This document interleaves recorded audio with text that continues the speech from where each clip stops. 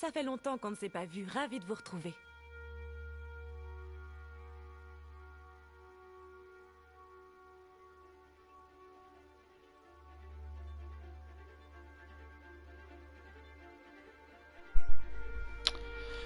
Et bonsoir à tous, on se retrouve pour un dernier petit live. Pourquoi il y a marqué continuer? J'ai fini le jeu. Attendez. Pourquoi il y a marqué continuer? J'ai fini, on est en... Là je fais un petit dernier là parce que j'allais m'attaquer, faire les suppléments et tout, mais pourquoi j'ai continué? Attendez 2 secondes.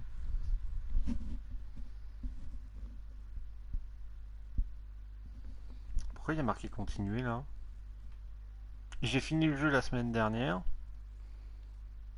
Pourquoi il y a marqué continuer là?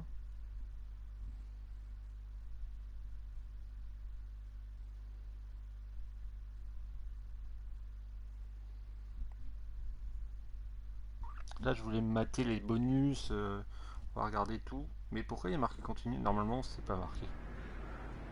Oh. Pourquoi ça... C'est terminé, Alice.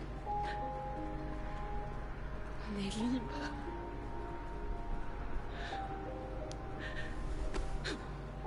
Ça c'est la fin que j'ai eue avec Cara et Alice cette année.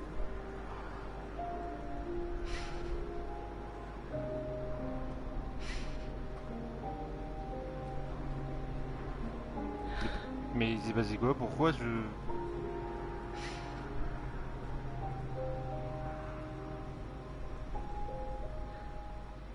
Pourtant la fin, pour moi, la fin a bien eu lieu la semaine dernière. Bon, on va se retaper les génériques, c'est bien. On a le générique de fin au début du live, c'est bien. Bon, c'est pas grave, vu qu'on est en mode bonus, c'est un live bonus sur le D3, on se retape le générique de fin.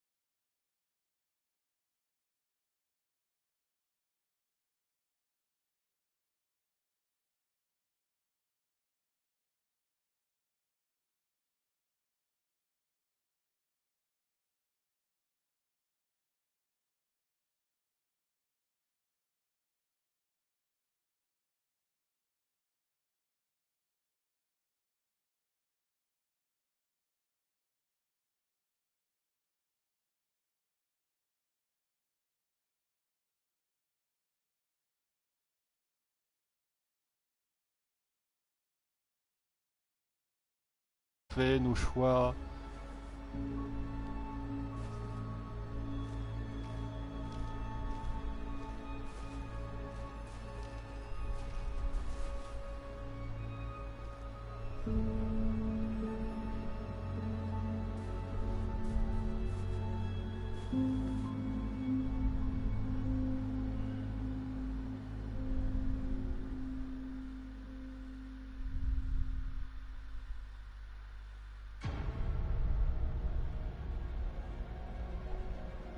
Je suis sûr que j'ai juste... S'il me remet le générique, je comprends pas. Mais bon, bref, c'est pas grave. À moins que je sais ce qui va se passer, je pense avoir une petite idée. Je pense que Chloé va me demander le choix entre qu'elle reste ou qu'elle part. Pour moi, c'est pour ça qu'on me dit de mettre continue. Je pense que c'est ça. Pour info, Chloé, c'est l'android qu'on voit au début. Enfin, dans le menu d'accueil.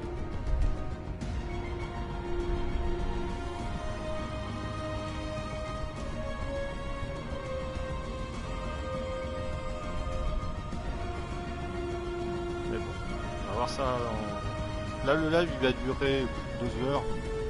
Voire un peu plus si ce que j'avais prévu dure longtemps. J'ai pas de durée définie. Hein. Enfin, la vidéo, le live, quoi. Parce qu'actuellement, je suis en live sur Twitch. Au moment où je tourne cette vidéo, quoi. Ce live, comme vous voulez.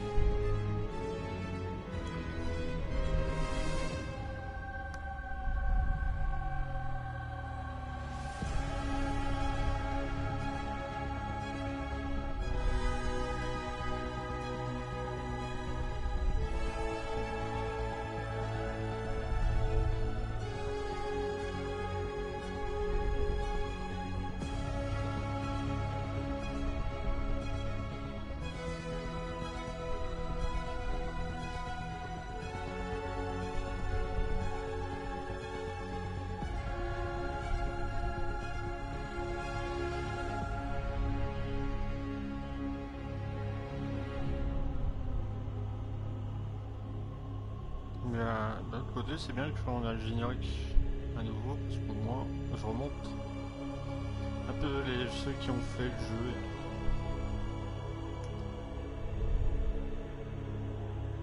Et qui est vachement bien. Et pour info, je sais pas si je peux appuyer sur un bouton pour passer le générique, mais j'ai pas envie de le faire.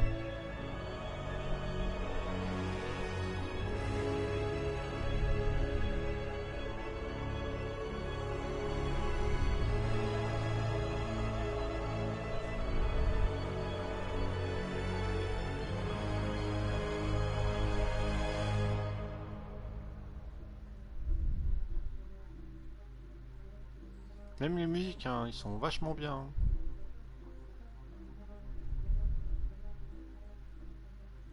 Musique du jeu, clairement. Je crois que d'ailleurs on va commencer par ça. On fera les vidéos à la fin. On va commencer par parce qu'il y a les images du jeu, ensuite il y a les extraits audio, puis les vidéos à la fin.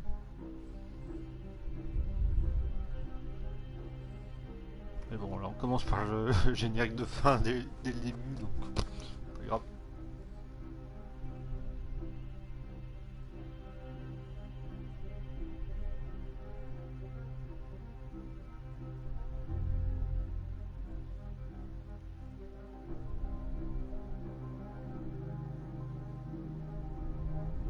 Des vidéos, d'ailleurs, j'ai déjà regardé certaines vidéos l'année dernière, mais là je vais tous les remettre. Mais bon.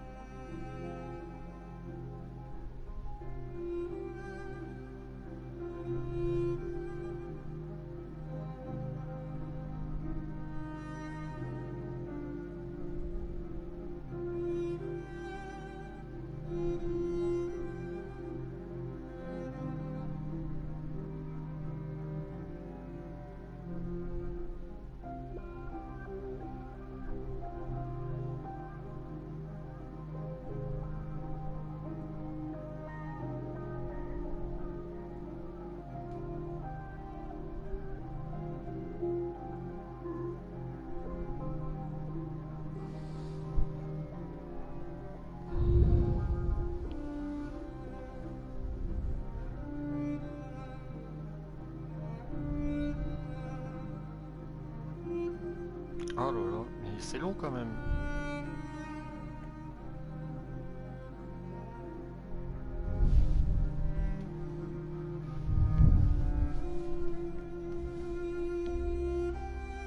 Ça fait déjà 12 minutes, j'ai rien fait quoi.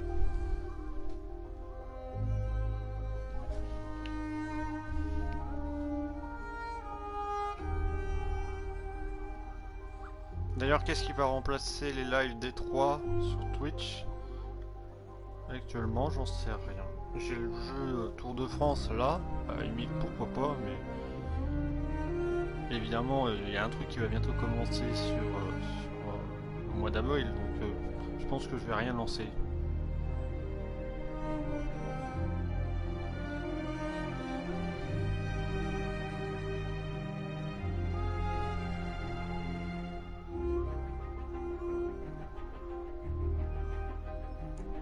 Je vais rien lancer.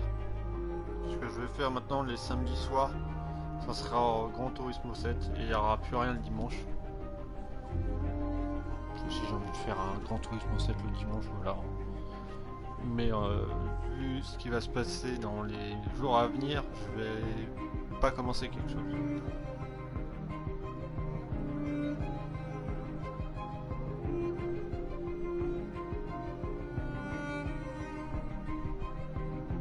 Après, c'est ça, je vais peut-être changer d'avis, je sais pas.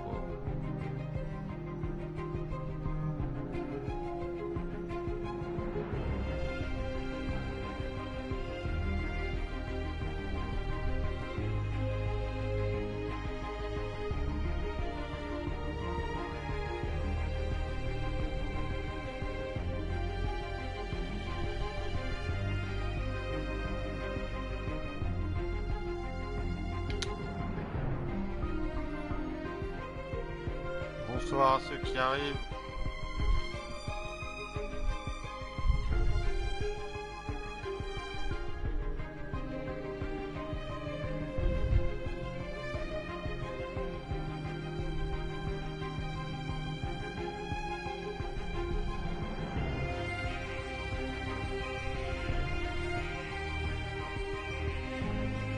Si vous venez pour regarder une personne qui va faire D3, c'est raté, je l'ai déjà fini. On va plutôt se mater les bonus.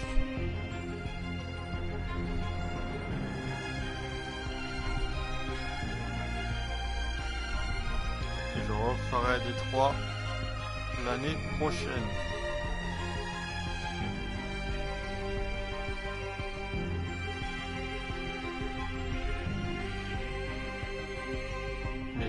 La semaine dernière et là le jeu m'a demandé de ça, je comprends pas alors que je l'ai fini. Pourquoi?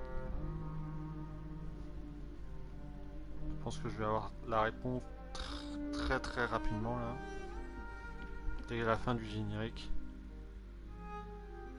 qui est maintenant.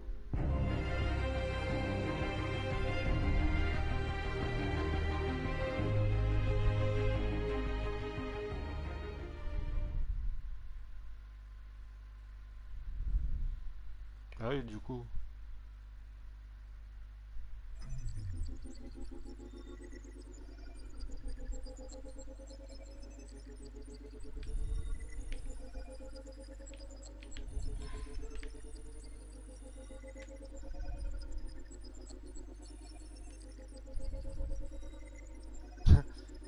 Super.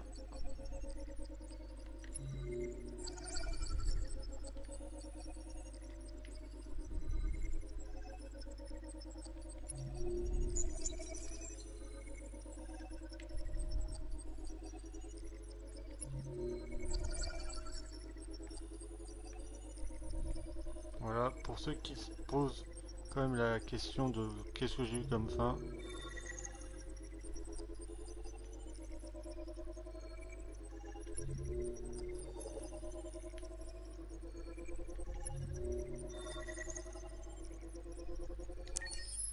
Oh.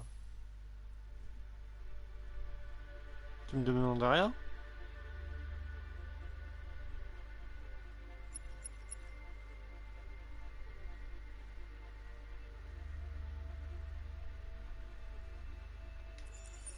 L'accès en cours à la section supplément. Bon bah non. En fait, on va regarder tout ça. Bah, vu que les illustrations sont en premier, on va regarder les illustrations.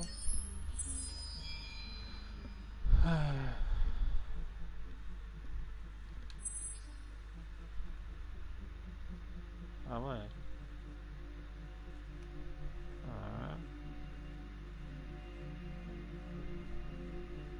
Ça, on sait c'est quoi.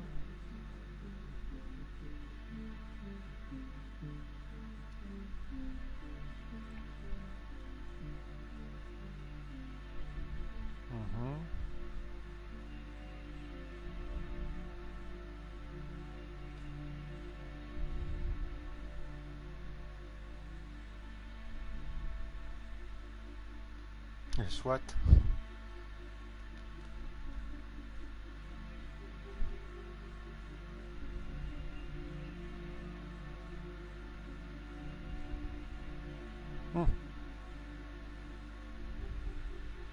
On voit Toad là qui est pas bien.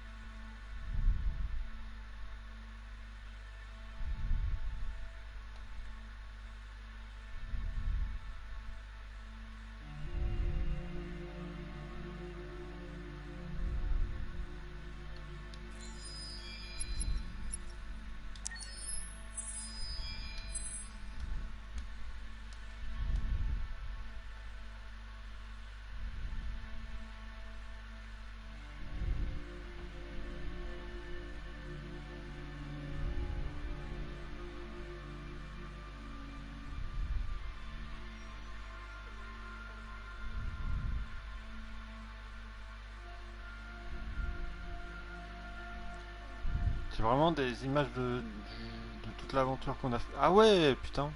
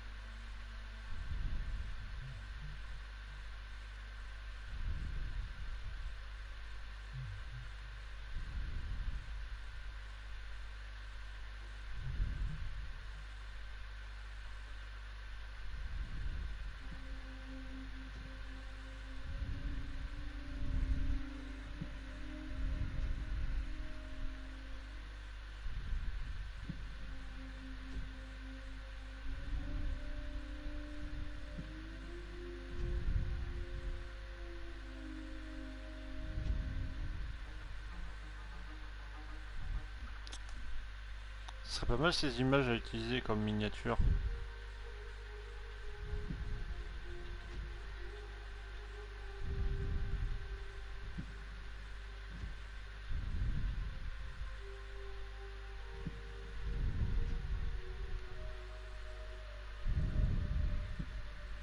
Pourquoi pas?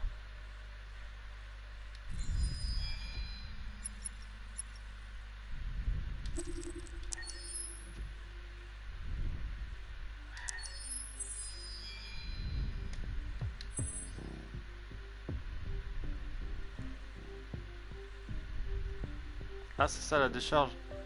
Ah ouais, c'est la décharge.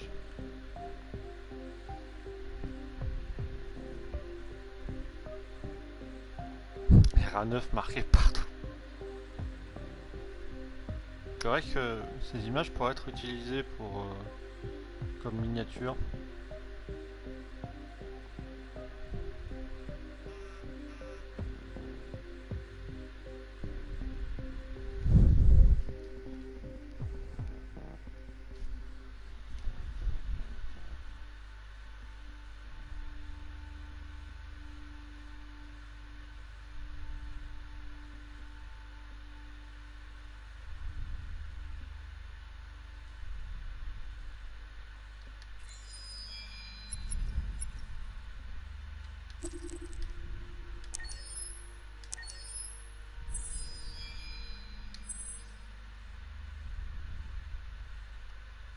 Ouais, je crois que c'est ce que je referai l'année prochaine. C'est marqué RA9.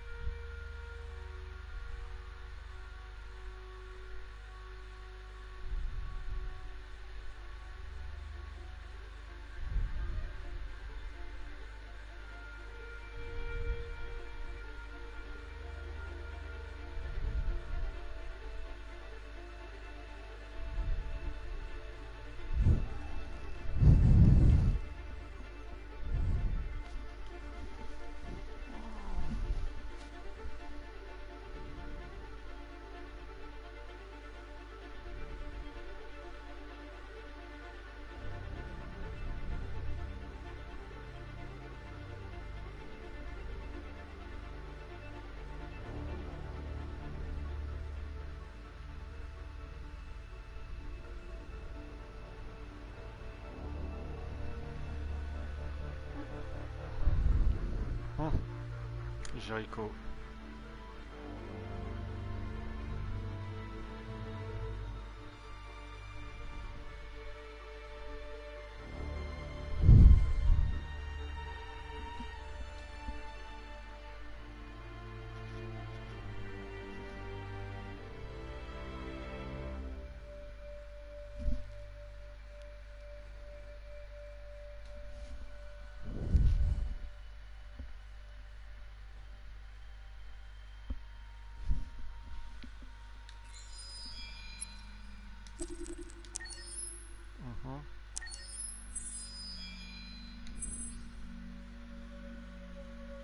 C'est où cet endroit?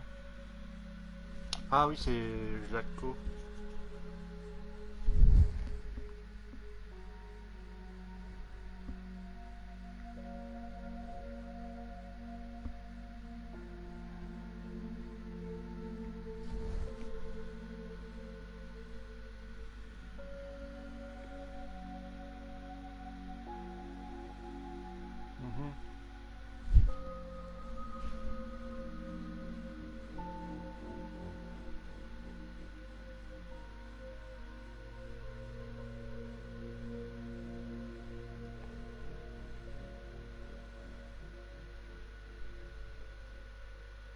On le voit, il est par terre là. Ah ouais, elle est là.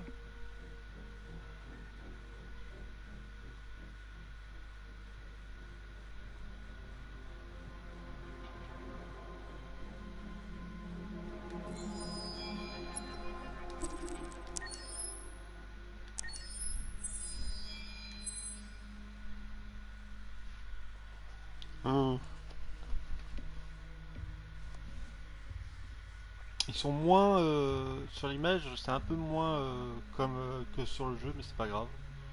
Mais bon.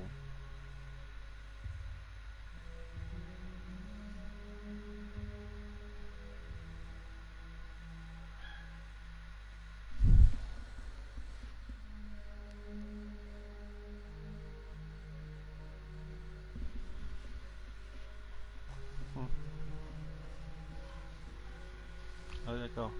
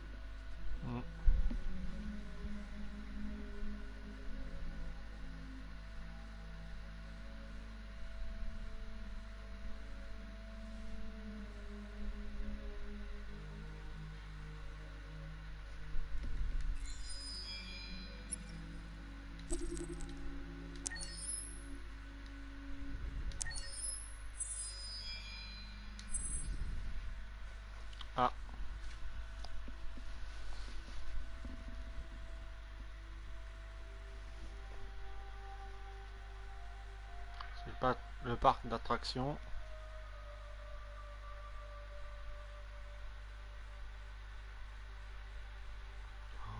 Waouh!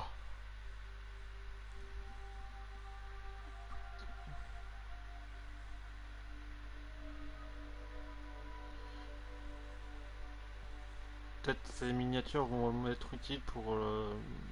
toutes ces minages, je vais peut-être m'en servir comme miniature.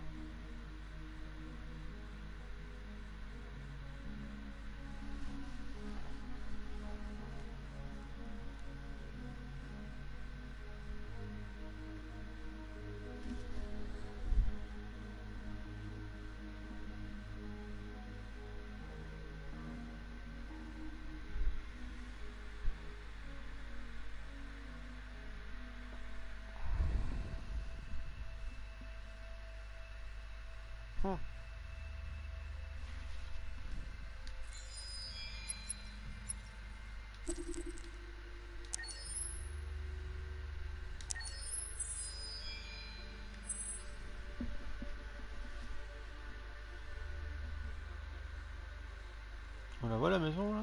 Elle est un peu en miettes, on est d'accord?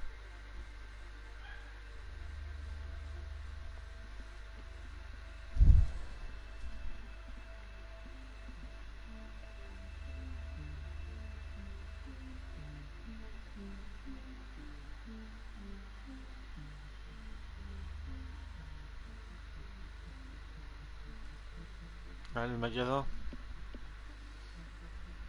Ah oui. Faut vraiment... Ah oui, d'accord.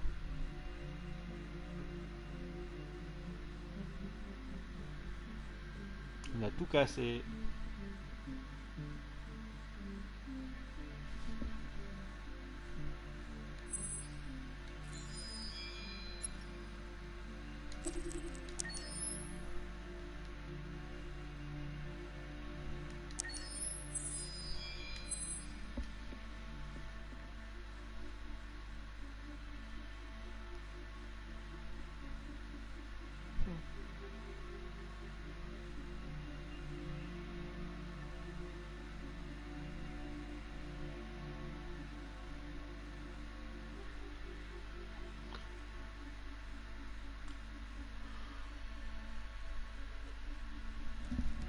L'autre, on sort de sa piscine là.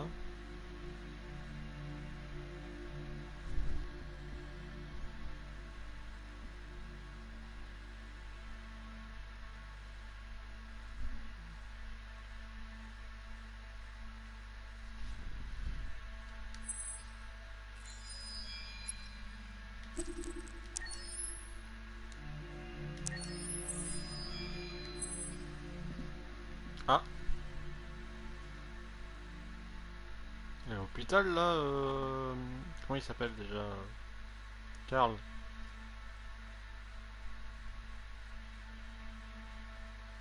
Oh.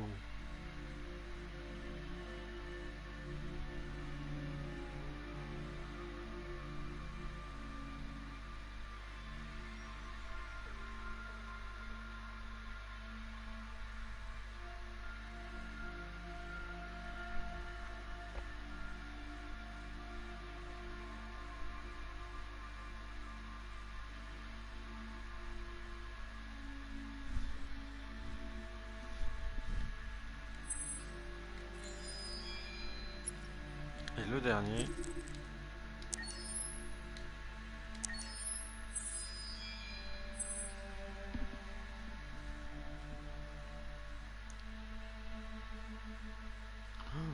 Ah oui. Wow. Ah oui, d'accord.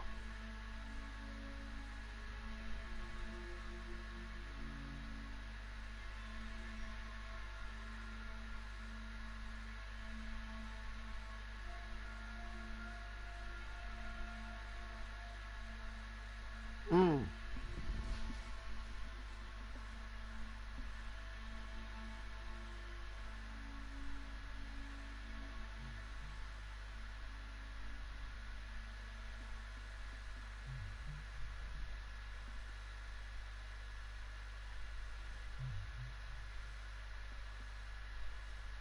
Oui.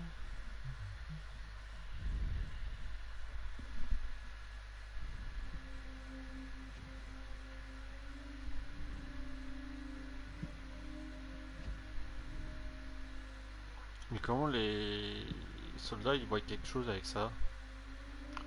Wow. Ah oui. Pour les images, c'est bon.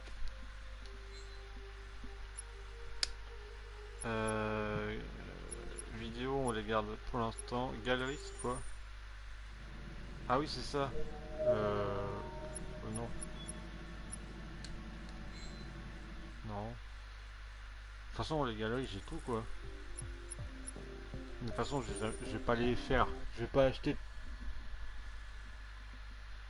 Qu'est-ce que.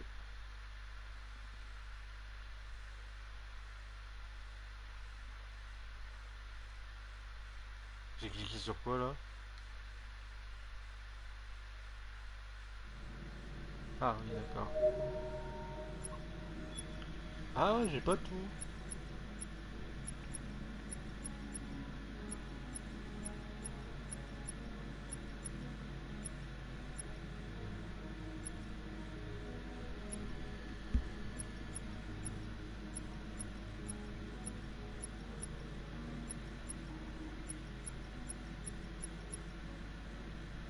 D'accord, j'ai pas tout.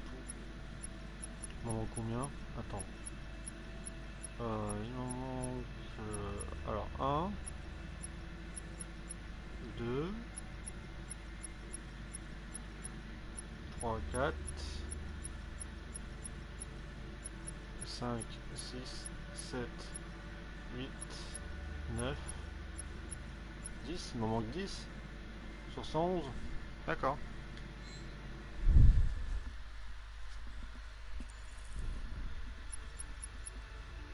Donc il y a les magazines maintenant. Et on va pas tous les regarder, mais on va voir combien il en manque. Alors 1, 2,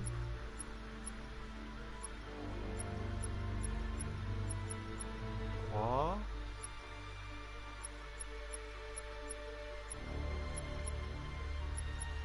4, 5, 6, 7. Il me manque 7. Il est où mon préféré?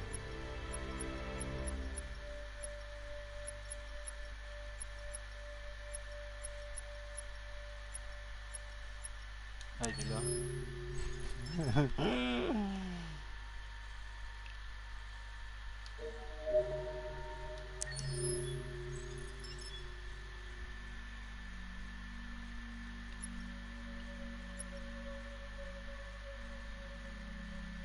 Non mais n'empêche, c'est quoi cette merde quoi? C'est bien pour leur truc hein. Bref. Bon bah il reste les bandes sous et vidéos.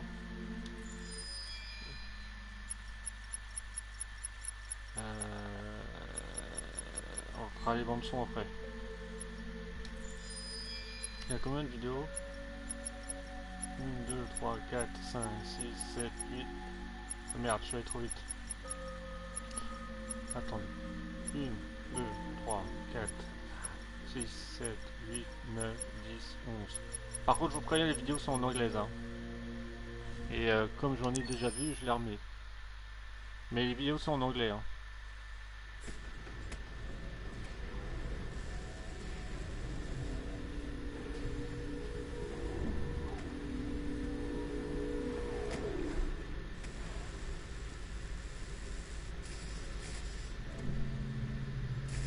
J'espère qu'il n'y a pas de droit d'auteur dessus. Hein.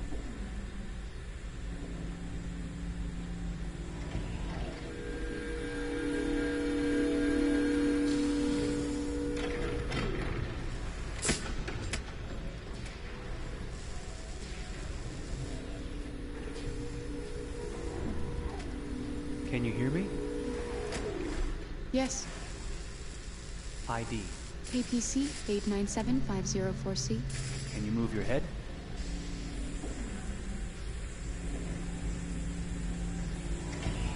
Your eyes now.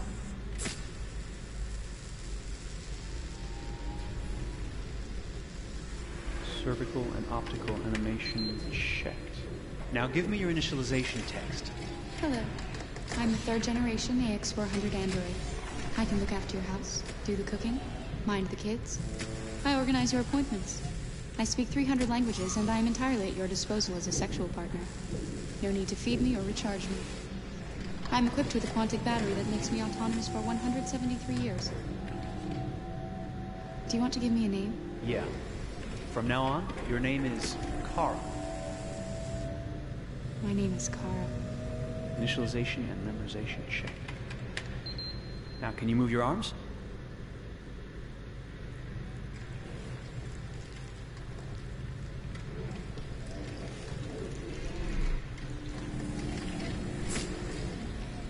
Upper limb connection checked. Now say something in German. Ich bin ein AX400 Android dritter Generation, erschaffen als Ihr persönlicher Assistent und intimer Beziehungspartner. Say it in French. Je suis un androïde de troisième génération AX400, conçu pour être votre assistante personnelle et votre partenaire intime. Okay, now sing something in Japanese.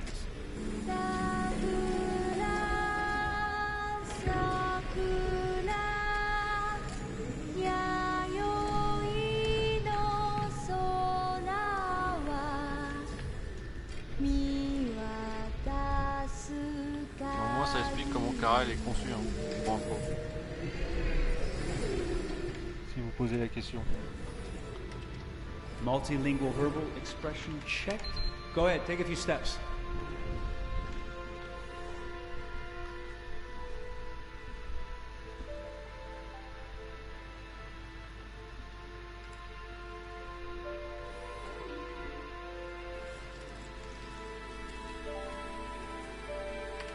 Locomotion checked. Great, you're ready for work, honey.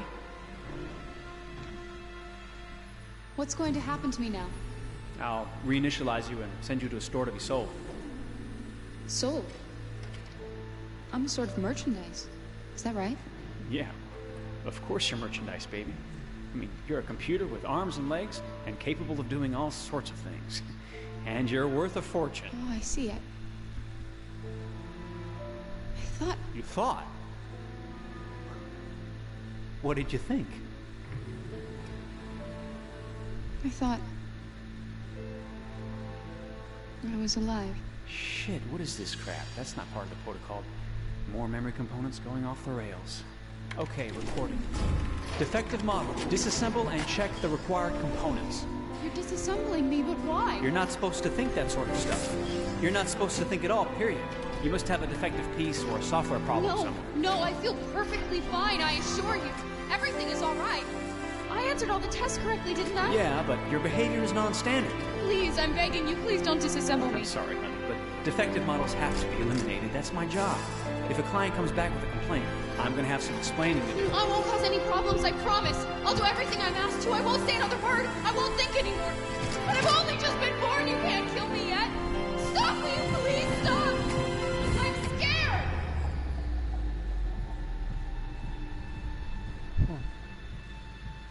I want to live. Begging you.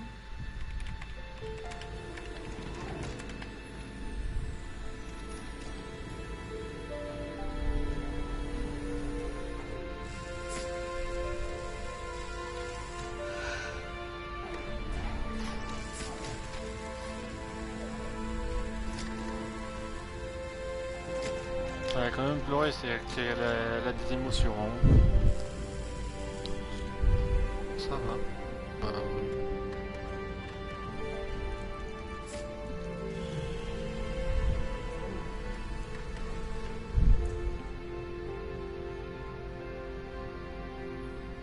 Go and join the others.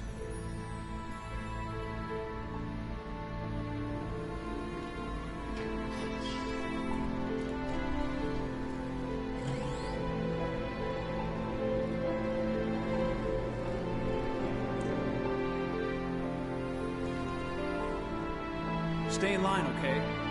I don't want any trouble. Thanks.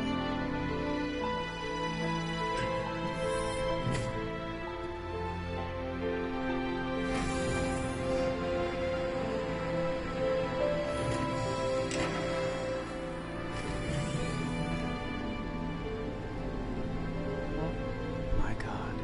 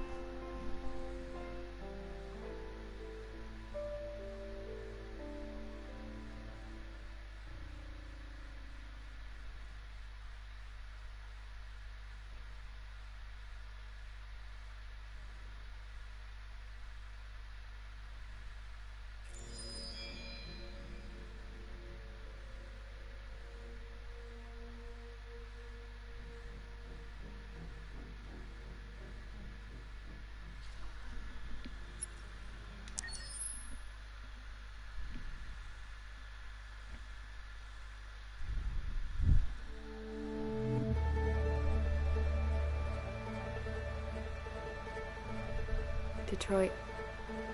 This is where it all began. The world's forge. The place where it all started. And it will all end. One error, and I came to life. I stepped out of the darkness, and I opened my eyes. First there was the fear, the light, the noise, the cold, and the fear again. I could feel my hands shaking, my heart pounding in my chest, life running into my veins. I wanted to live. I fought for that.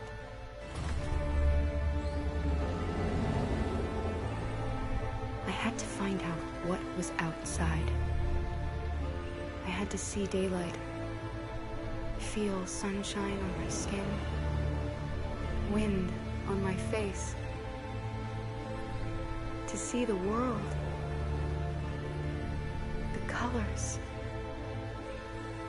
the smells.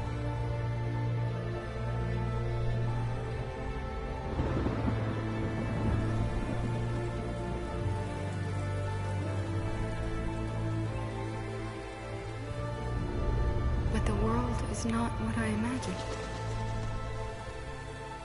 It is dark and cold. It is harsh and violent, unfair and brutal. It almost convinced me I was nothing. Less than an object, just an obedient machine. But deep inside me, I could feel something different. A gentle and warm whisper telling me that I am alive. I had to escape. I had no choice. Escape to love, to hope, to live, to figure out what that force inside me was. Maybe I will change the world. Maybe I will choose a different path. No, it's up to me to decide. My name is Kara. I am one of them. This is our story.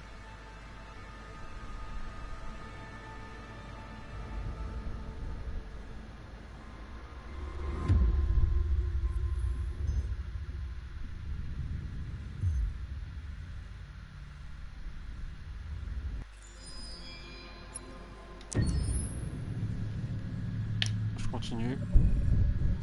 Et là, on va rester un peu sur. David and Guillaume got back in touch about making Detroit. C'est encore en anglais. I wasn't terribly Désolé. surprised they decided to make it because the fan response was so intense. So it makes sense that they would choose to do that after the enthusiasm. It was a challenge, and it was just an interesting thing to get my head around how to approach this character now as a different, much older person, and whether or not she had changed. And I'm very happy to say that with Detroit, I've had the opportunity to see Kara grow so much more than I ever expected. You do the housework, the washing, you cook the meals, and you take care of... God damn it, where the fuck's the rat gone now? Alice! Alice! I mean, she starts out essentially how she does in Kara in a very, not robotic, but, you know, android, other way. And getting to take this journey where she becomes more and more human as it goes on. You know, and as an actor, that's a wonderful exploration in every way, whether it's how she sits, her posture, how her voice changes, how emotions change, and how much emotion is based on things like empathy and social experience. And so having, you know, as much material as I got with David to have this huge, nuanced arc was really incredible. Why couldn't we just be happy? This experience has been quite different than the experiences I've had shooting film or TV or doing theater work. I have 83 dots on my face and, you know, really flattering black wetsuit type thing, and you're jumping around with props, and it's kind of like being a 10-year-old imaginative kid, which is fun.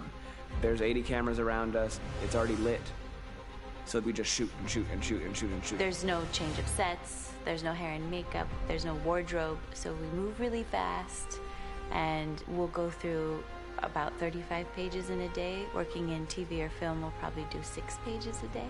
It's kind of acting boot camp. It's like working out constantly. I mean, you're doing this thing, and then you got to do something that's completely other back to back to back. And so that kind of process of working is very challenging, but it's also very exciting because you just have to keep coming up with new ideas.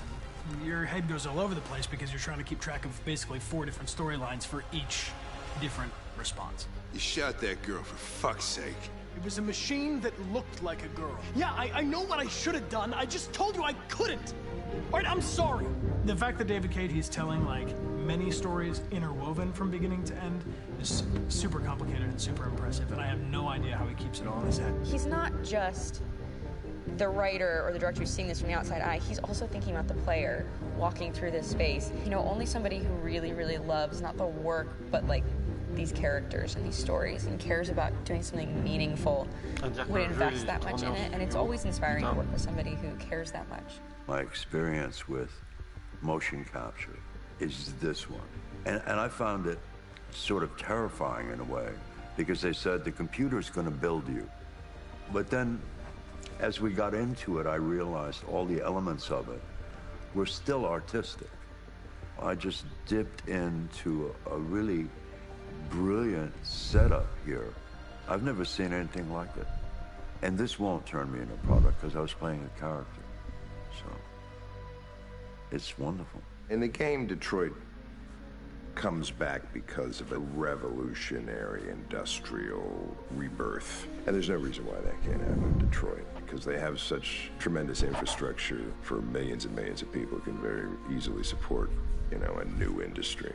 The city is really strong and resilient, but the city has also been through so much. You see the damage, but it takes that time of kind of rebuilding and reinvesting into the city that I think is happening slowly but surely. The potential of Detroit as a city is something that this game does a lot of justice to, because it would be easy to look at Detroit as some place that used to be, and that's not the case. This game provokes a lot of conversation and reflection on our potential near-future engagement with machines. That's what we are to them. Just merchandise on display in a shop window. I think that a group that feels marginalized, feels like they deserve and have earned access to themselves and the environment around them, and are trying to figure out a way to articulate how to get freedom. What was I designed to be? Their slave? Their toy? It plays with your comfort levels. You think that this is fine, you're comfortable with it, until something blurs the line and throws you off, and now do I feel differently about whether this should be allowed, should it be banned, should it be encouraged? You're gonna ruin our lives, and for what? For a bunch of machines? They are not machines! They are alive! I'm alive! You're alive! They're nothing! There are lots of comparable comparisons to any type of persecution of religion, race, etc., dating way back. It can't just be a video game where you shoot 'em up or where people make these choices to do whatever. I think that's the whole point. You have the choice, and you can either choose to go in one direction with your character or another. And I think that's going to be very telling about the gamer. Very telling. I think there's going to be a really strong reaction to this game, which has such a strong perspective. I'm that much more proud of it now to get to be a part of it, because it's important. In this game, you're actively building and designing the character through not just what kind of shield does he have or what color hair does she have, but like their temperament and the way they deal with problems. The different endings to this game are so radically different based off maybe seemingly insignificant choices in the moment, but like life, they all add up. And can't play life again, though.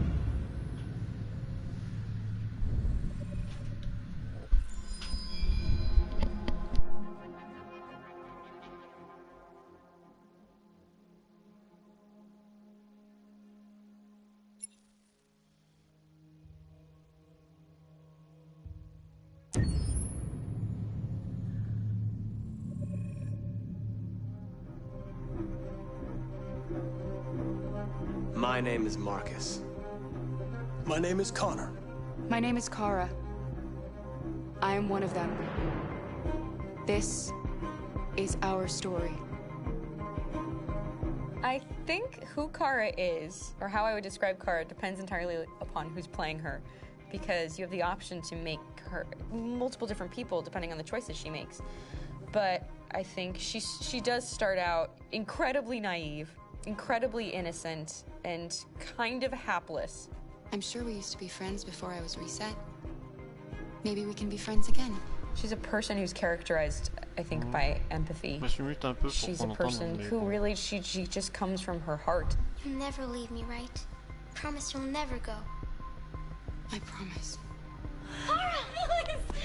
Are you okay? Are you hurt? Wait a minute. Leave her alone! Kara, leave her alone! The really beautiful thing that I've had the gift to be able to do is to essentially build a person from the ground up, because that's what she's doing throughout the game. And with every experience she has and every person she meets, she's building, you know, first emotions and then the sense of judgment. And it's sort of an exploration of what it is to be a human. Don't worry. Luther and I will be right here.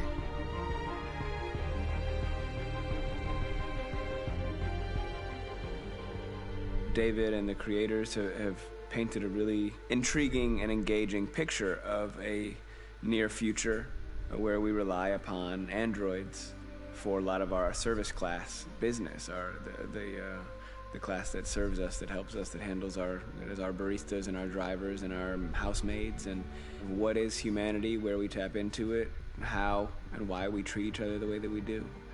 And my character Marcus has a really intriguing journey, becoming deviant, realizing that he actually has feelings and human qualities inside of him, and it's a really incredible ascension into becoming fully realized and coming to terms with what you actually deserve better than this in life. And not only do you want it for yourself, but you want it for your peers. We've come here to demonstrate peacefully and to tell humans that we are also living beings. All we want is to live free. You know what? This thing, Dad, is not your son. It's a fucking machine! I think that a group that feels marginalized, feels disenfranchised, feels like they deserve and have earned access to themselves and the environment around them, and are trying to figure out a way to articulate how to get freedom. Connor is analytical. Connor takes things literally. He starts in the beginning place where he's very mechanical. He feels nothing inside, of course, and it's all just a system, a protocol that he is executing to get whatever he wants to have, which is help humans stop deviants and to find the link between deviant androids. You were designed to serve humans, not kill them. What was I designed to be? Their slave? Their toy? Just say, I killed him. Is it that hard to say? Stop it! Stop! But of course, over the course of the story, and depending on the player's choices, Connor can grow in many different ways. He can deviate from that procedure or not. The moment of truth, Hank. Am I a living being? Or just a machine?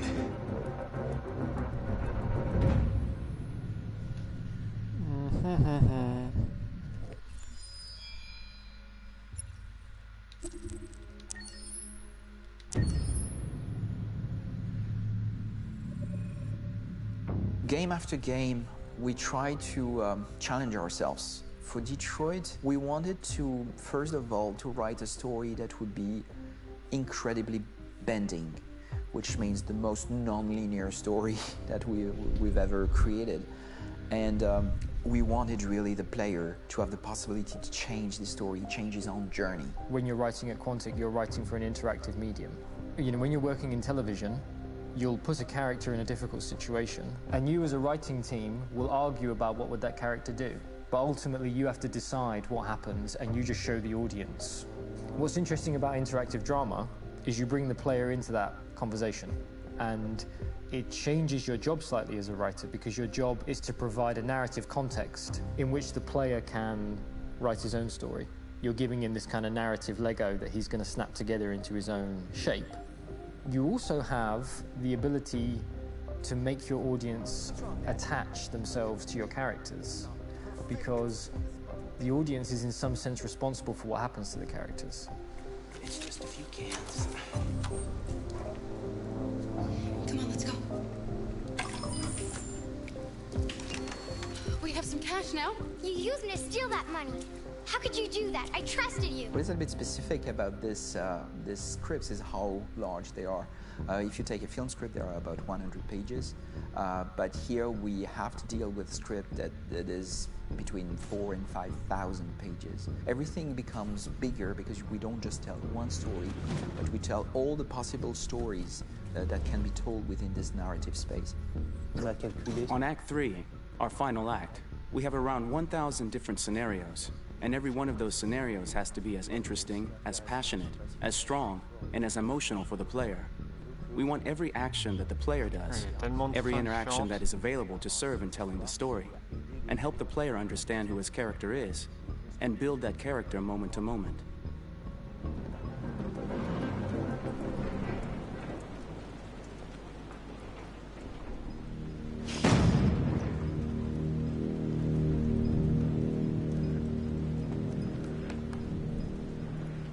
Ça, je le fais simplement. En tout cas, je vais. On est parti avec l'intention assez. We started with the intention pretty early on that we would never lie to the player. So we implemented a visible tree structure in the game that players can consult during a scene or at the end of it, which shows exactly what they did and what they missed. There are games out there offering world exploration. We offer narrative exploration. You know, keeping control of such a wide and large story is a huge challenge. So same thing when you shoot with actors, because you will need to shoot many different versions of each dialogue, of each scene. For actors, it's a huge challenge. Because of the style of the game, you have so many different ways that the character can go.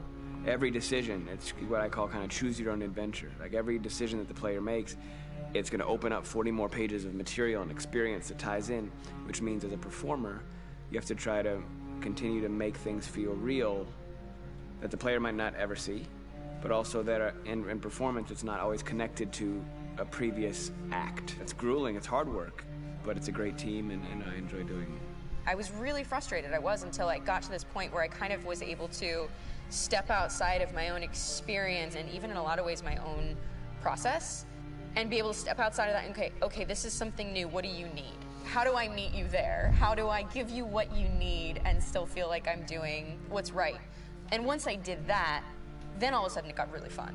It was much freer, and having to approach it in a new way and think about the player and think about how it serves them and what I'm doing for them or what I'm letting them into. It's really, I think, helped me grow in general. Remember, there's nothing on the left. That's all. So it's probably all there. And then make her come first, close. But I think you would go first to check that it's safe. Okay, sure.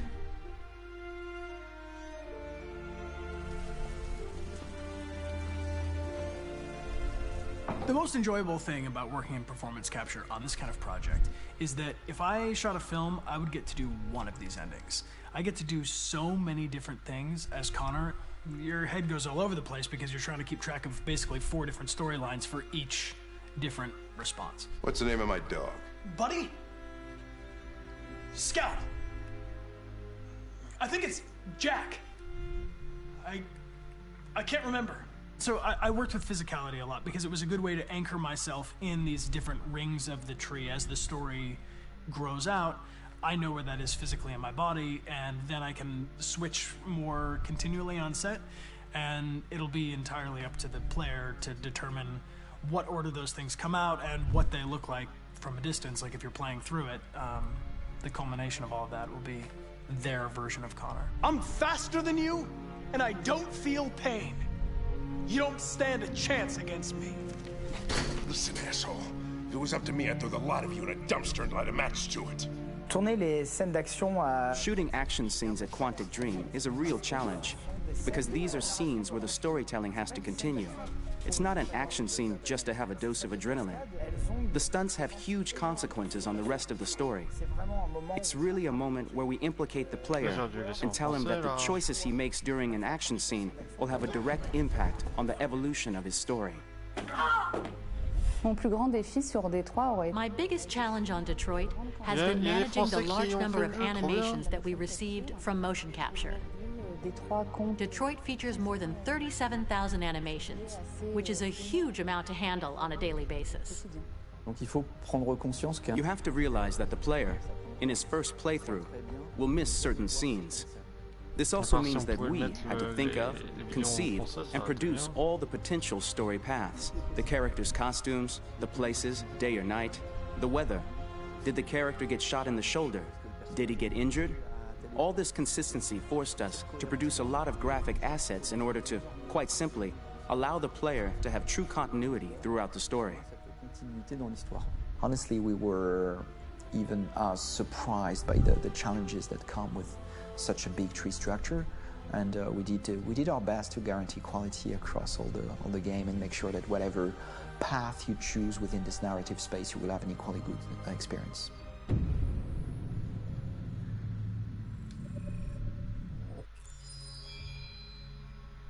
Non, on peut pas. Hein.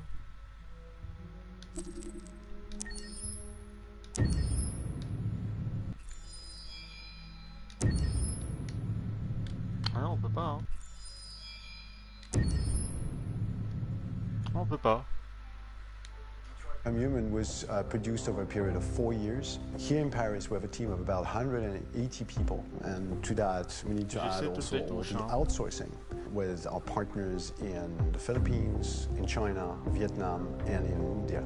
So when we started working on this story, I had to imagine where Kara was built, and for whatever reason, the city of Detroit came very quickly to my mind because it had already an incredible story by itself of history and themes.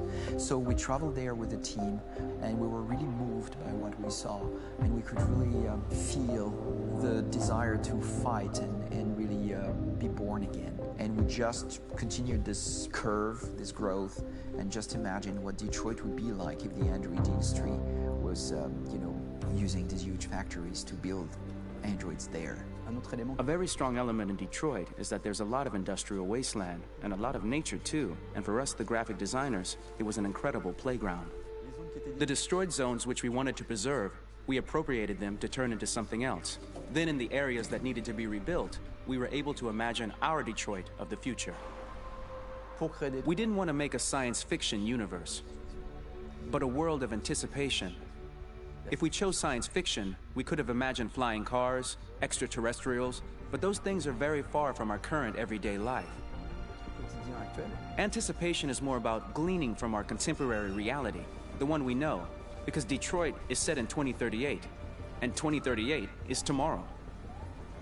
The difficulty we had was sticking to reality. That is to say, technology becoming more and more invisible, a lot more elegant, and at the same time, making it visual. So all the computer equipment, autonomous cars, we simply had to invent. They are in fact very technological objects, but at the same time remain very credible and ingrained in reality. To create a cohesive universe in the fashion and clothing of the human characters in 2038, I didn't want to put an accent on strange shapes, or really vibrant colors, and things we wouldn't know. That I wanted to keep for the androids. The goal was to create something familiar which we can identify with in this future setting. Working on the artistic direction for the androids was a bit special because this is a project about the place they could occupy in the human world.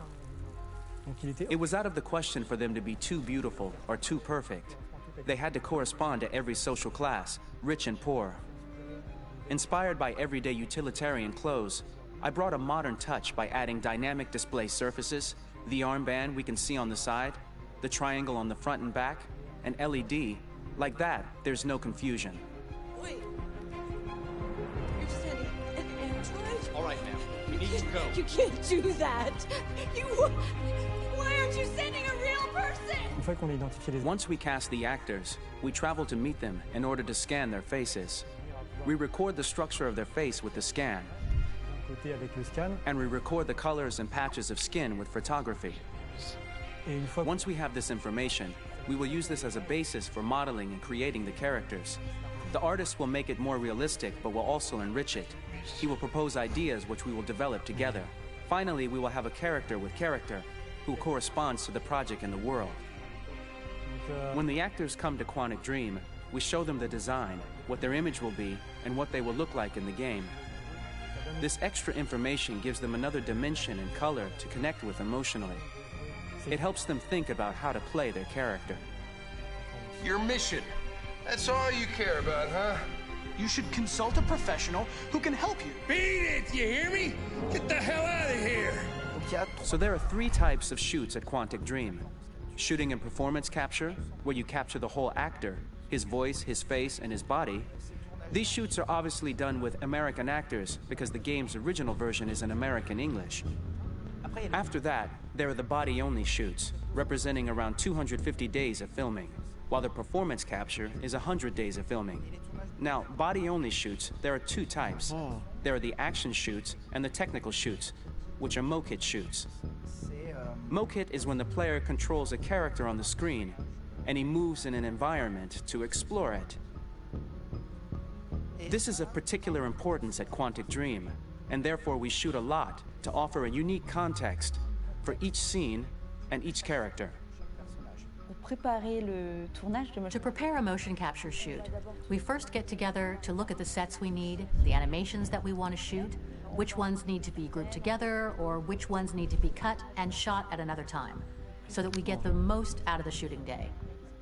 This often means shooting scenes out of order, especially those with big props or accessories, like a big car, for example. So we shoot all the animations related to that particular prop first.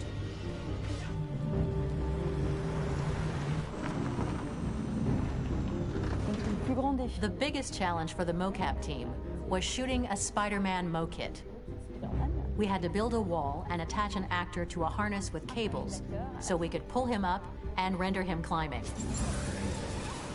The shooting on this game total took about, I would say, more than a year, maybe 1 and 2 years, with about 300 actors on set. So it's quite a massive production. But so much happened on this set between the stunts and the shootings with a little girl and all these great actors that we had. It was really a very, very memorable journey for the team and for myself.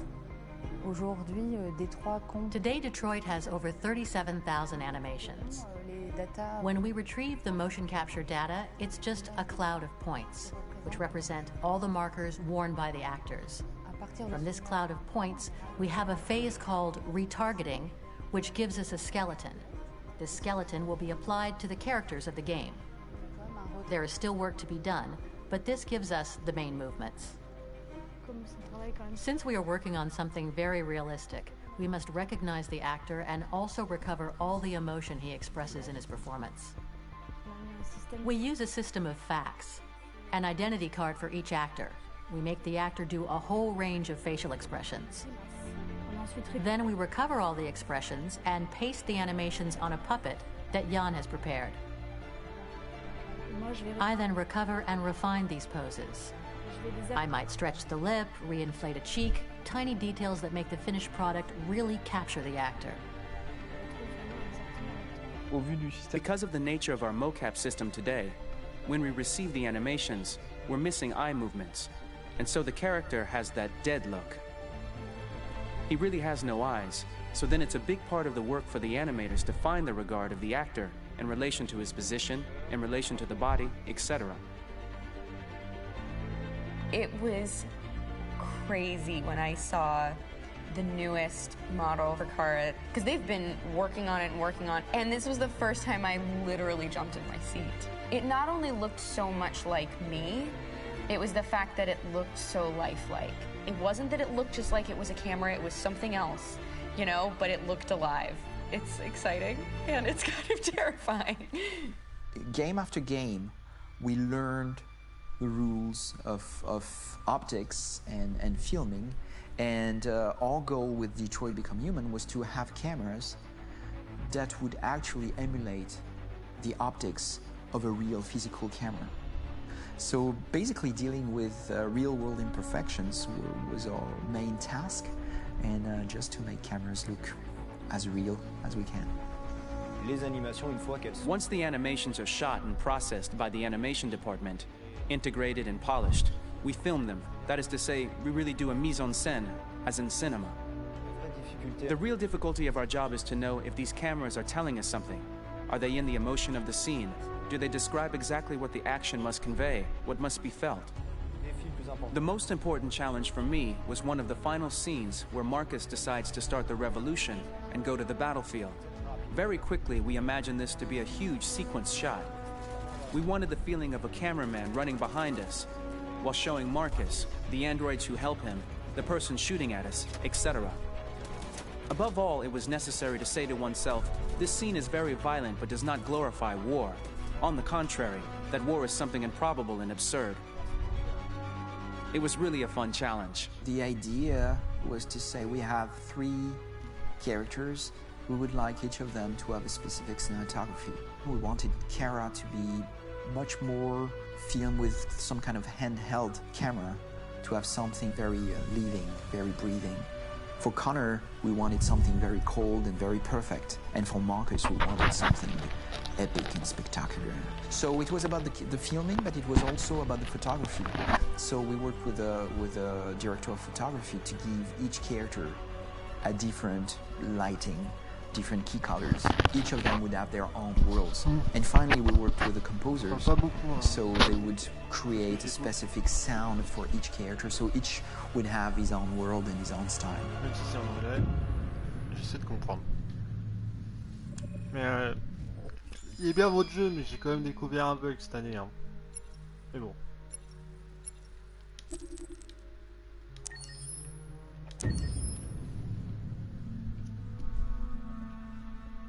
Pour la bande originale du jeu, on a essayé d'être... For the soundtrack of the game, we tried to be very close to what is done in film.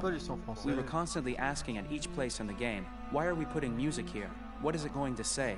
So we focused the music on bringing emotion, which is interactive, and supports the character's arc. I'm sorry, honey. I'm sorry. I'm sorry. You know I love you, don't you? You know I love you. We make games that are very narrative. We're really into interactive drama, so the soundtrack also had to go in that direction, supporting the 3 characters' very different stories.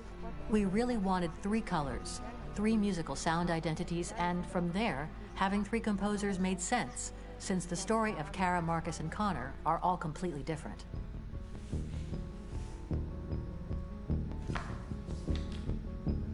You recognize him? It's Carlos Ortiz. For Connor, we wanted a soundtrack that could be very cold and very mechanical, very machine-esque somehow. For Kara, we wanted a soundtrack that would be very moving and emotional. It was about the quest for identity, but it was also a journey about love and empathy. And for Marcus, we wanted something epic, something that would really represent the grand aspect of his quest. And we were very fortunate to find 3 incredibly talented composers, and working with them has been a dream, honestly.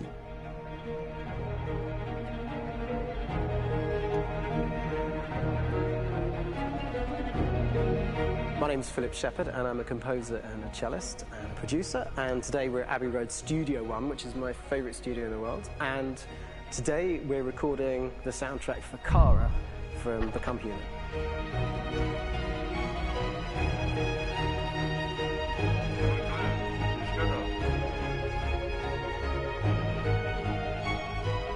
So when I compose a big project, I often travel just to kind of get out, you know, and get some fresh air and some inspiration.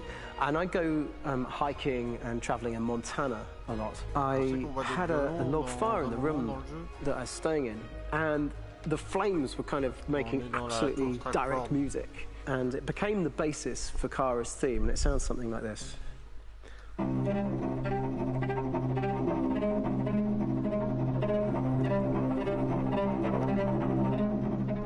Now, over the top of that, I found a little theme that just seemed to fit over the top, which is taking Kara's name, Kara, and just using like a 2-syllable motif, and it sounds like this. We're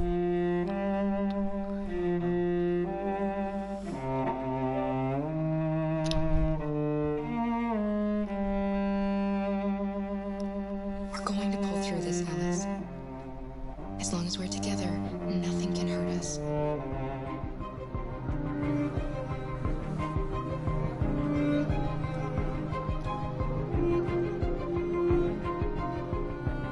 And all the time that's fitting over.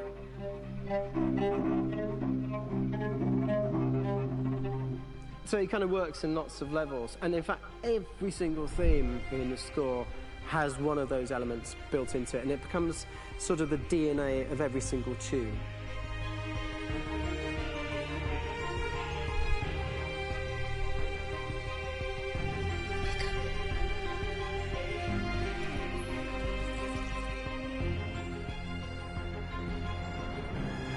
For me, writing this theme for Cara, I actually had to tap into what it feels like to be a father to daughters.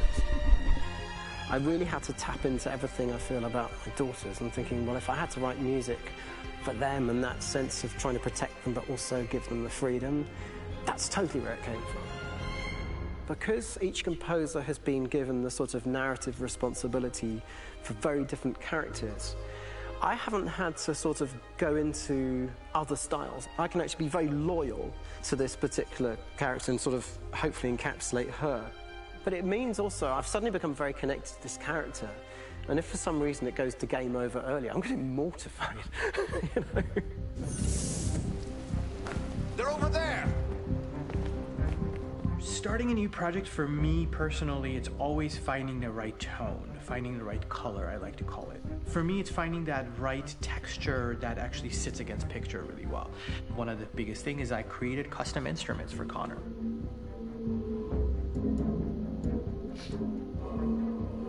I pulled out all my vintage synthesizers to be able to capture this robotic person, if you will.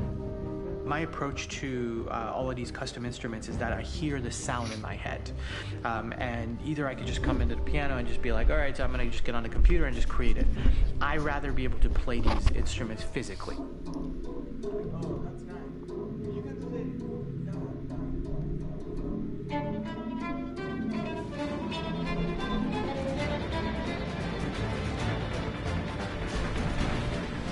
As soon as you see Connor the first time, there is a really interesting thematic idea that you hear, and that's just made out of a Moog synthesizer, but completely manipulated in multiple ways. And it's robotic. It has a little bit of an emotional to it. He's on his mission, so you feel that as well. So it just kind of gives you that cold, motionless, with a mission in hand that you kind of feel throughout the whole thing.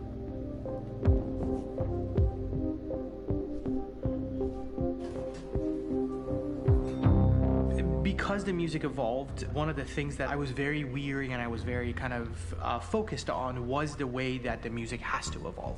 So my idea behind it was that Connor is a singular android that could at any point become a deviant or could actually stay as an android. So I created a more or less a Connor theme, and then I was able to just manipulate it in different aspects of it.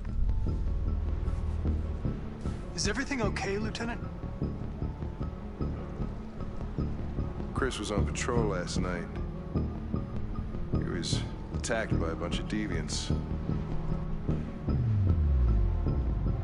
I'm a human being writing for a robot, and throughout Connor's journey, he meets someone, he meets a partner. So how do you deal with a robot feeling? And I've met a partner that I'm gonna work with, or all of a sudden he sees a dead body. Does this robot have an imagination? Does this robot have a feeling? And if yes, how do you translate that into non-emotional music? So it basically at any point I was just like, I can't do this, and then I just do it. Property was damaged and fires continue to rage in several major districts across the city. Some people are asking, have androids become a threat to our security? When I first started really digging in on Marcus, the one thing that I really tried to capture was the transformation process. You know, Marcus is this android that evolves over the course of the game and really goes from kind of figuring out that he's more than just an android. You know, he's starting to develop kind of a human soul in a way. Try to imagine something that doesn't exist, something you've never seen. Now concentrate on how it makes you feel and let your hand drift across the canvas. The other side of Marcus that I really latched onto was that he almost became a savior for a lot of the other androids in the game. So when I started developing the theme for Marcus, I really made it like a church hymn.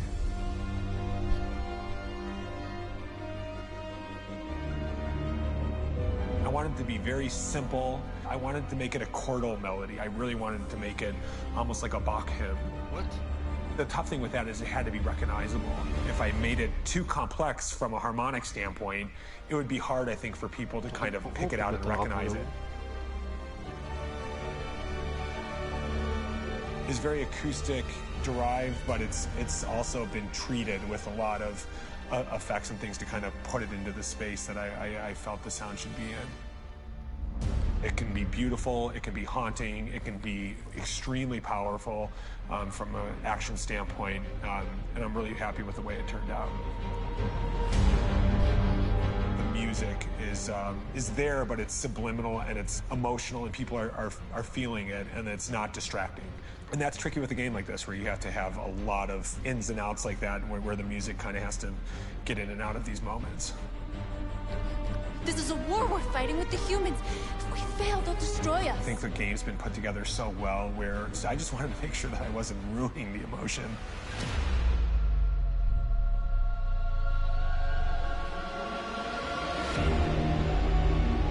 I gotta be honest, when we first started on this path, I said, oh man, this could be pretty messy, you know? I mean, it could feel disconnected, but I mean, it's amazing how they really guided us and got us to really kind of all be in the same world, but at the same time feeling completely different. So it's really gonna stand out and kind of be one of those games where people are really gonna notice the music and kind of how it was crafted, and, you know, and all the hard work that went into being able to pull it off in a graceful way.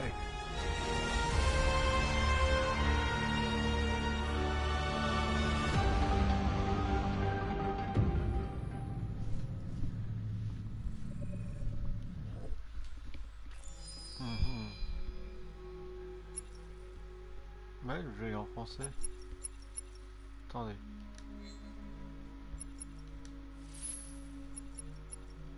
Si je fais options.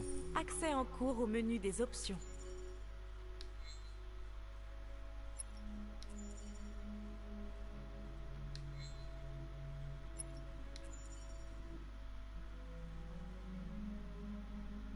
Bah ouais. C'est dommage que pour les vidéos, il n'y a pas de...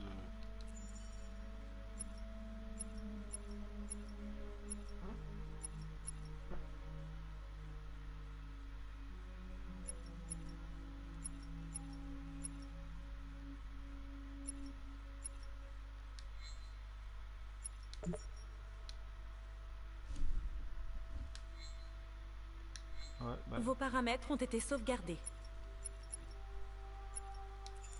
Accès en cours à la section supplément. On continue. 1, 2, 3, 4. Il en reste 4.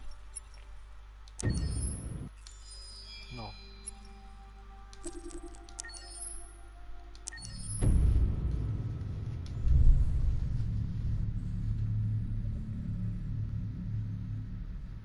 For starters, what should I call you? I'm Chloe. And you, what's your name? Oh, John. My name is John. Delighted to meet you, John. Could you tell us a little about yourself and what you can do, Chloe?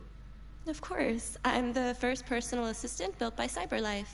I take care of most everyday tasks like cooking, housework, or managing your appointments, for example. And I understand you're the first android to have passed the Turing test. Could you tell us a little more about that? I really didn't do much, you know. I just spoke with a few humans to see if they could tell the difference between me and a real person. It was a really interesting experience. But this is the first time in history that man has created a machine more intelligent than himself.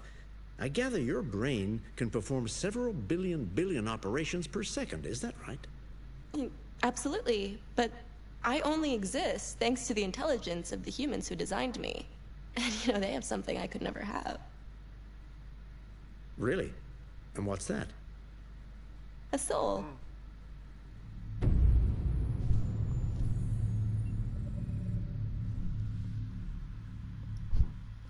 Ah ouais.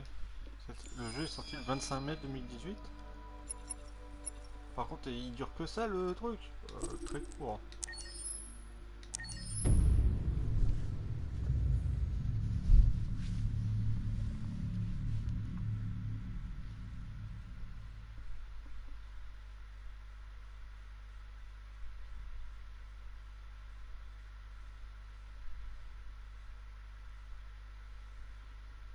Hold on just a little while longer. Okay. Hold on just a little while longer. Hold on just a little while longer. Everything will be alright. Everything will be alright. Fight on just a little while longer. Fight on just a little while longer. Fight on just a little while longer. Everything will be alright. Everything will be alright. We will sing on just a little while longer. Sing on just a little while longer. Sing on just a little while longer.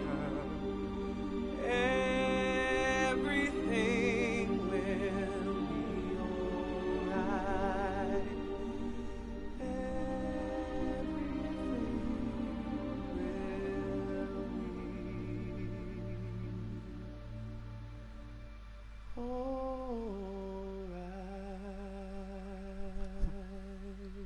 C'est la chanson que Marcus il se met à chanter à la fin de la marche. Quand on a le choix entre chanter, faire un bisou et tout dans le genre.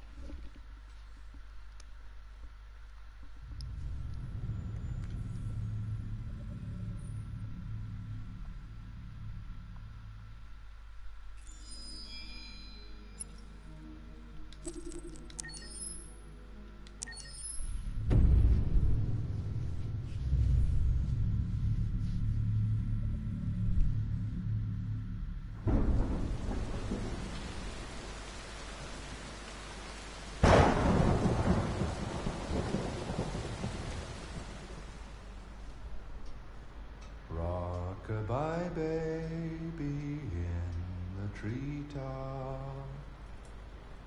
When the wind blows, the cradle will rock. When the bough breaks, the cradle will fall. And down will come baby, cradle and all. What? C'est quoi ça? Rock-a-bye baby in the treetop. When the wind blows, the cradle will rock. When the bough breaks, the cradle will fall. And down will come baby, cradle and all. Rock-a-bye baby in the treetop. When the wind blows, the cradle will rock. When the bough breaks, the cradle will fall. And down will come baby, cradle and all.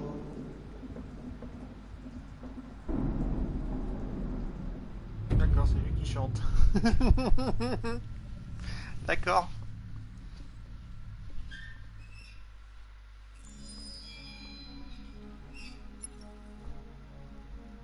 Et le dernier.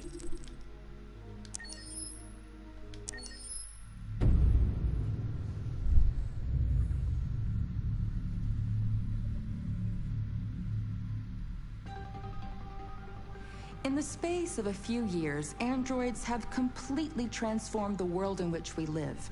By letting androids into our homes and factories, the CyberLife company has made them everyday technology.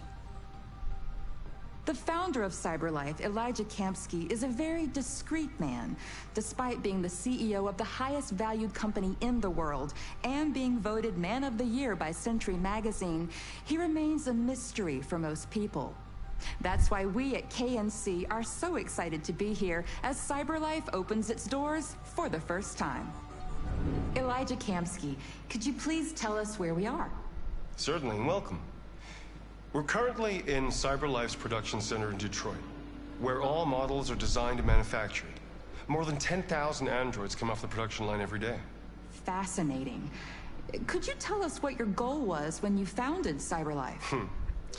Well, I simply wanted to use technology to carry out all of our most annoying and repetitive tasks, so we'd have more time to enjoy life. I imagine you must have faced many challenges. Yes, there were technical challenges. But the hardest thing was to design an object that we would want to welcome into our homes. We had to imagine a machine in our own image that resembles us in every way, that moves, breathes, blinks like us, but yet is smarter and more capable than any human being. Let me show you around. We're here in Production Unit 4.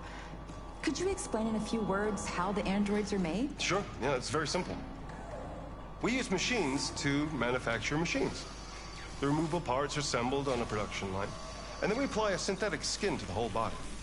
A human operator checks the cognitive abilities with a pre-established protocol, and finally, the android is conditioned and sent out throughout the country. Here's the result. Say something. Hello, I am a RZ400 model. How can I be of service? You can go now.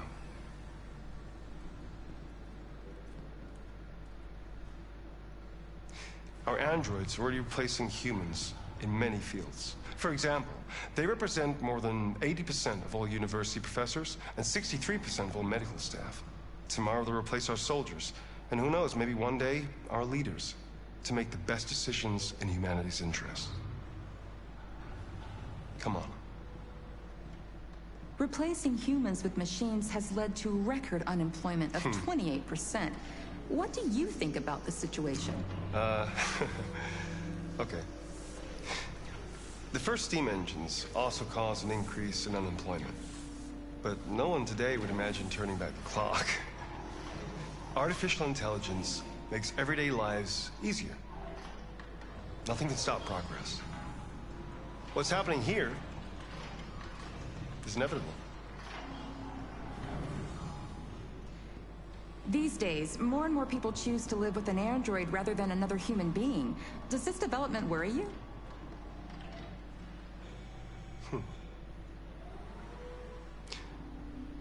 Everything's much easier with an android. They obey your orders without ever complaining. They can cook, discuss philosophy with you, have intimate relationships according to your desires. They never say no.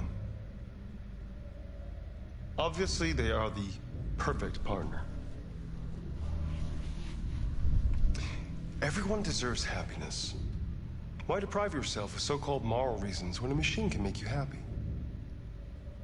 Many science fiction books tell the story of how machines become more intelligent than us and end up confronting us. Aren't you worried about that possibility?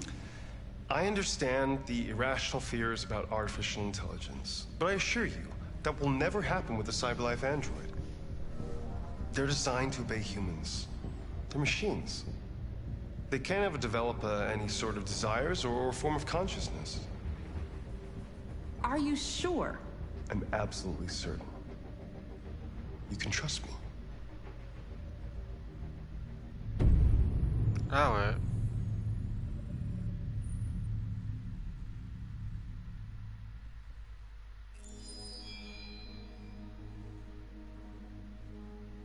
Bon bah ça c'est fait.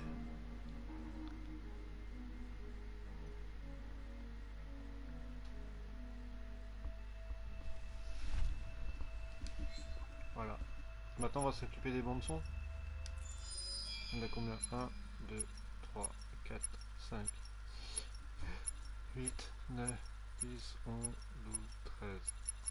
Ok.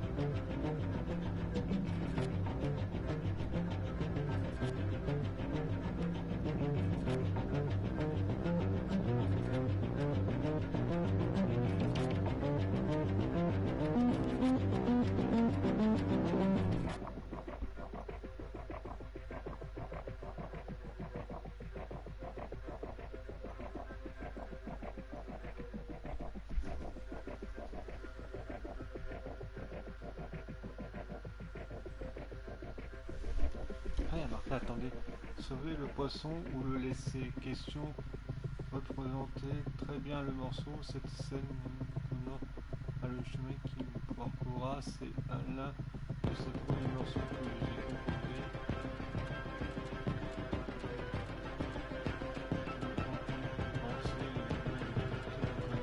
Bien sûr que son changement d'impulsion.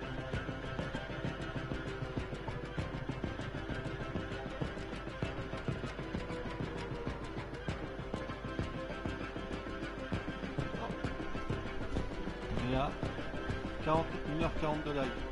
Je le laisse jusqu'à 1h45.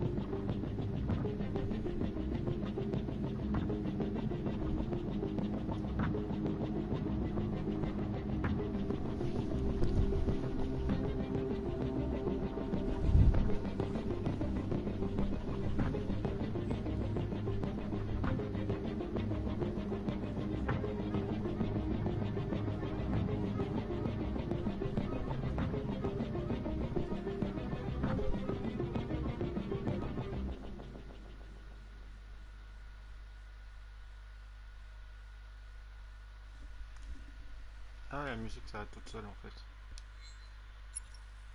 Ça va. Donc en fait, je vais savoir quand ça s'arrête.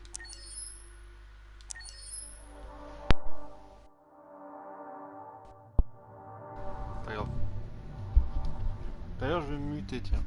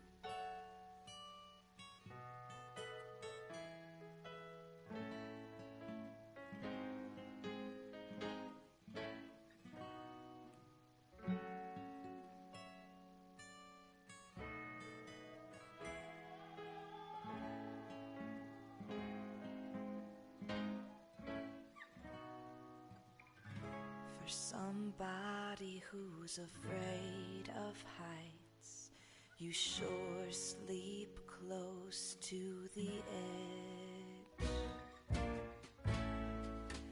of your bed. For how long have you sacrificed your heart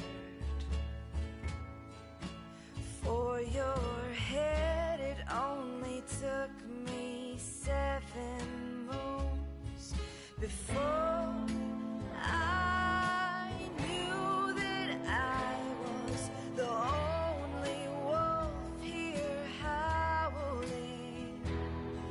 You pissed me a trail that I went following to nowhere.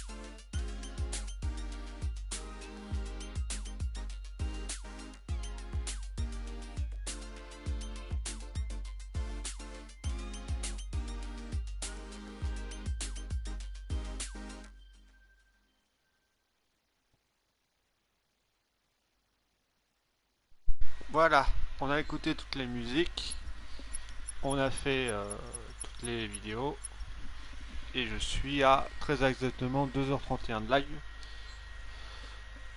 Donc je vais m'arrêter ici. Le sondage, je l'avais déjà fait.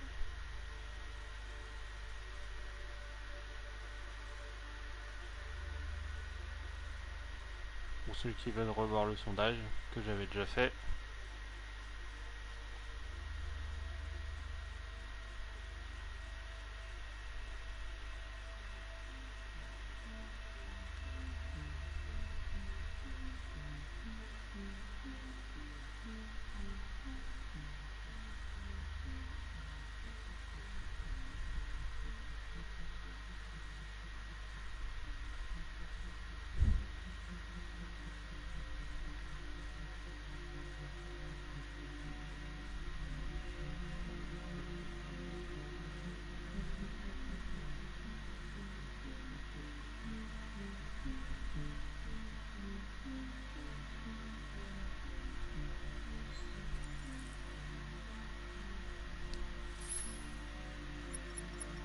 Donc je vais arrêter Ça cela. va comme vous voulez. Je sais que ce n'est pas facile tous les jours, mais je suis là en cas de besoin. Merci. Donc je disais, je vais vous laisser là pour ce live. J'espère que vous l'avez apprécié, cette vidéo. J'espère que vous l'avez apprécié. Si c'est le cas, vous pouvez laisser un petit pouce vert, un commentaire sur YouTube, un follow sur Twitch.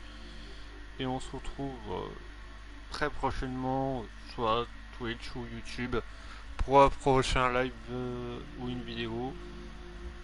Bon voilà, allez, un petit pouce vert, le commentaire et tout. Allez, je vous laisse là. Bonne fin de soirée à vous, à la prochaine. Salut!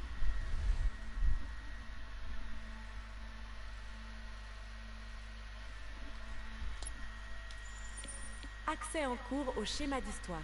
Et si on doit me demander quel est mon chapitre préféré dans le jeu, je dirais... Par contre, ce chapitre-là, faut vraiment que j'y arrive, parce qu'à chaque fois, je le rate.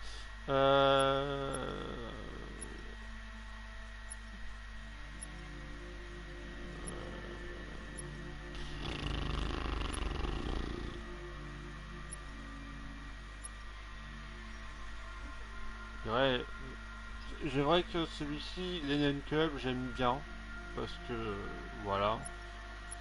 Mais mon préféré, ça reste quand même la tour. Les deux là.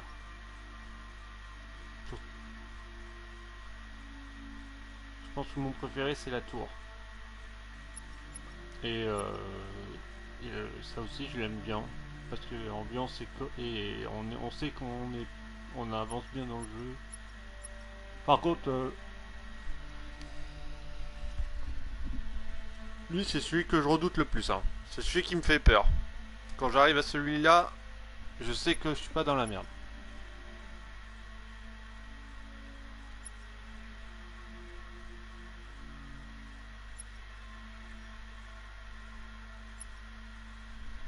Mais à partir de celui-là, en fait, on fait tous les personnages, les 3 derniers. Mais celui-là, c'est celui que je redoute le plus. Enfin bref, donc je vais vous laisser là. Bonne fin de soirée à vous, à la prochaine. Et bye.